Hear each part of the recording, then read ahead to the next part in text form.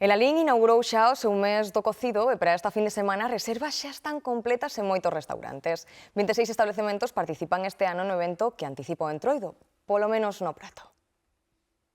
Ferven as potas ao mediodía para que o xantar estea listo para as dúas que chegan as primeiras reservas.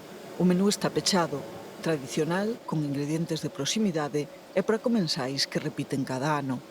Moitas reservas, sobre todo fins de semana, os sábados son días moi complicados, os domingos tamén, pero bueno, a xente sigue chamando e aparecen ocos de vez en cando debido ás cancelacións, debido a montaxes de última hora que aparecen huecos, e despois pola semana tamén pois moi animado.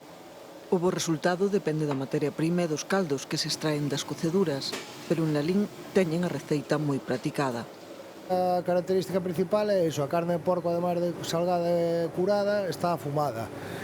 No tema do embutido usamos chourizo de carne ceboleiro, de verdura principal sempre ten que haber grelo na naviza, e de legume hai garbanzo, vale? Entón aquí arrancamos a mañá cas carnes e de aí pois imos movendo caldos, imos mesturando caldos para rematar de cocer chourizos, verduras, patacas e a legume e facer esa sopa.